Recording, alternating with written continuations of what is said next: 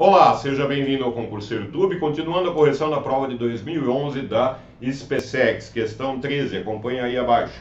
Considere o triângulo ABC, retângulo em C, em que o ângulo BAC vale 30. Nesse triângulo está representada uma sequência de segmentos cujas medidas estão indicadas por L1, L2, L3, Ln, em que cada segmento é perpendicular a um dos lados do ângulo do vértice A. Perpendicular aqui, ou ali em cima, ou aqui embaixo, ou em cima, e assim por diante. O valor de L9 por L1 é...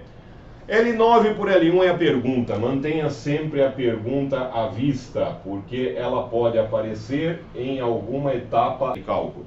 E aí você já evita continuar a sua estratégia até o final. Estratégia é importantíssimo na solução de um problema. Qual é a minha estratégia aqui para esse problema? Raciocínio funciona com perguntas. Ele fica muito mais concreto, menos abstrato quando você começa a fazer perguntas e tira conclusões dessas perguntas. Então faça isso. O que eu tenho, o que eu quero, como chegar do que eu tenho, do que eu quero. Veja, você tem aí um triângulo retângulo, isso é dado do problema. Então tenho dois ângulos desse triângulo. Posso tirar mais alguma conclusão a respeito desses primeiros dados? Não pule etapas que confunde, acaba fazendo o problema mais longo do que o necessário. Então, tenho esse 90, tenho esse 30. Logo, esse tem que valer 60. O ângulo do vértice B, necessariamente 60, porque a soma dos ângulos internos de qualquer triângulo é 180. Já tirei essas conclusões. O que eu quero? L9 por L1. Uma proporção entre segmentos. Tem o valor desses segmentos? Não. Mas eu quero uma proporção, então provavelmente variáveis serão cortadas para ter uma proporção numérica. Como eu sei disso? As alternativas são números. Nas alternativas não há letras, então as variáveis serão cortadas para dar como resultado os números. Muito bom, então agora vamos ver como conseguir proporção entre lados. Em que figura estão esses lados? Veja, sempre seguindo por perguntas. Em que figura estão esses lados? Esses lados estão em triângulos retângulos. O que eu sei a respeito de triângulos retângulos? Sei a trigonométrica, as proporções trigonométricas básicas, seno, cosseno e tangente. Essas relações trigonométricas tiradas de triângulo retângulo, então entre catetos e hipotenusa. Sei isso. Ótimo, é possível usar nessa figura? Vamos ver. O L1 está aqui como hipotenusa, o L2 como cateto. Estou lidando com esse primeiro triângulo aqui. Então, L2 cateto oposto a 60. O que usa cateto oposto a 60? O seno. Então, o seno de 60 é o cateto oposto, L2 pela hipotenusa, L1. Arcos notáveis decorados. Tabela de arcos notáveis. Seno de 60, raiz de 3 por 2. Então, raiz de 3 por 2 é L2 por L1. Logo, você já tem uma relação entre L2 e L1. L2 é raiz de 3 por 2 de L1. Está aí a primeira relação. E aí você tem, continuando esse estudo, então o que eu quero? Já descobri uma relação. Consigo descobrir outra? Sim. A figura é a mesma. Mas será que essas relações vão continuar indefinidamente? Terei sempre triângulos retângulos, onde um dos catetos é um lado e o outro, a hipotenusa, é outro lado. Então terei sempre esses mesmos tipos de relações. Mas com o mesmo ângulo, vamos ver. Aqui é 90. Aqui esse 60 eu descobri por 90, 30, 60. Vou fazer a mesma coisa para esse primeiro triângulo. Aqui tem o 60 e aqui 90. Logo, esse pequeno ângulo aqui, este ângulo que eu estou pintando, ele vale 30.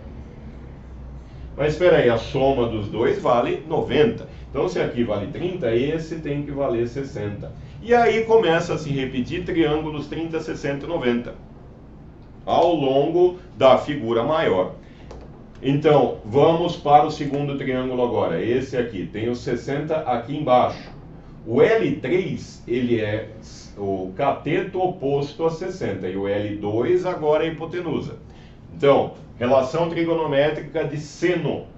O seno de 60, novamente, é igual a L3, olhe só para esse triângulo, L3 dividido por L2, cateto oposto pela hipotenusa. Então, o L3 será raiz de 3 sobre 2, novamente, do L2. Perceba um padrão se formando. Aliás, é uma estratégia excelente procurar padrões nas situações. Coisas que se repetem e coisas que ficam fixas. Então, o que é variável? O que é essencial? O que é contingente? Isso é importantíssimo como estratégia. O que é importante para eu resolver um problema, essencial, e o que eu posso deixar de lado. Verificar isso, interpretar e achar esses dados principais é importantíssimo. Então perceba um padrão se formando. Qual é o padrão? Que um lado é raiz de 3 por 2 do lado anterior, do termo anterior. Então formou-se aí uma progressão geométrica. E pelas características da figura, percebo que ela será sempre assim. Uma progressão geométrica decrescente, infinita, por isso continua, quanto eu quiser, infinita limitada. É a principal progressão geométrica. Então, mas eu não quero soma de lados, então não vou precisar usar esse tipo de progressão. Eu quero uma relação entre dois lados próximos, eu não vou continuar infinitamente essa figura. Se eu quisesse a soma dos segmentos, eles vão ficar tão pequenos quanto eu queira. Aí eu tenho uma progressão geométrica decrescente, infinita e limitada para tratar. A soma é a 1 sobre 1 menos Q, como você verá aqui no curso em progressões. Então, progressão geométrica. O que eu sei sobre essa progressão? Continue sempre fazendo perguntas. O que eu sei sobre essa progressão? O primeiro termo, o A1, é L1. E eu preciso do L1 e do L9. Se eu conseguir colocar o L9 em função do L1, eu faço um corte ali e tenho justamente o que está sendo pedido pelo problema. Eu tenho a razão dessa progressão? Tenho o quê? Sim, eu tenho o quê? Raiz de 3 sobre 2. Do que eu preciso do L9? O L9 ou A9, o nono termo. O nono termo será, vamos rever rapidamente, a fórmula do termo geral de uma PG. A n é igual a 1 vezes Q elevado a n menos 1. Essa é a fórmula do termo geral. Então, o L9 será o L1 vezes a razão, raiz de 3 por 2, elevado a 9 menos 1, 8. Está aqui o L9. O L9. Reparem nas alternativas, não estão em potência, então vou ter que fazer simplificações. A relação, então entre L9 e L1 será o L9, L1, raiz de 3 sobre 2 a oitava, já vou fazer essa conta separada. Raiz de 3 por 2 a oitava. Aqui eu vou ter um 3 elevado a 8 sobre 2. Expoente fracionário facilita muito os cálculos. Veja as propriedades da radiciação, está na primeira apostila do curso. Então, raiz de 3 elevado a oitava é 3 a quarta. 8 dividido por 2, 3 a quarta. 3 a quarta, 81. Veja como eu acompanho as alternativas. 81 em cima. Eu já marcaria a alternativa C, a única que tem 81 em cima, e já vou para outra questão. Só para continuar, então você não precisa ir até o final. Fique atento às alternativas e à pergunta. Não precisa ir até o final. Se você economizar 2 minutos por questão, você economizou 40 minutos numa prova da SpaceX. Dá para voltar, fazer revisões, com calma, tranquilidade, sem aquele desespero de faltam 10 minutos e ainda você não fez 2, 3 questões. Então, aqui já tenho a resposta, a alternativa só pode ser C. Mas vou continuar.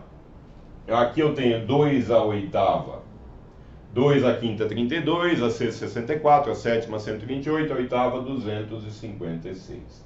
Então, o L9 dividido por L1 será L9 L1 vezes 81 por 256, dividido por L1. O L1 é cortado e o L9 por L1 é 81 por 256, a alternativa C. Volte o vídeo, reveja a questão, cada detalhe, comece a bolar as suas próprias estratégias de solução e sempre fazendo perguntas o tempo todo ao problema. O que eu tenho, o que eu quero, como chegar do que eu tenho ao que eu quero. Esse fazer perguntas lhe dá uma disciplina de raciocínio muito grande. Muito grande. Então me foi dada essa figura. O que eu conheço dela? Dá para conhecer mais alguma coisa a partir desses dados iniciais?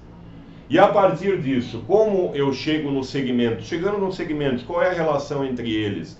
Então sempre assim que funciona o raciocínio, experimente isso. Você vai ver como aumenta muito a sua facilidade de resolver problemas. Está então esse problema da SpaceX. Muito obrigado, um grande abraço a todos e até a próxima.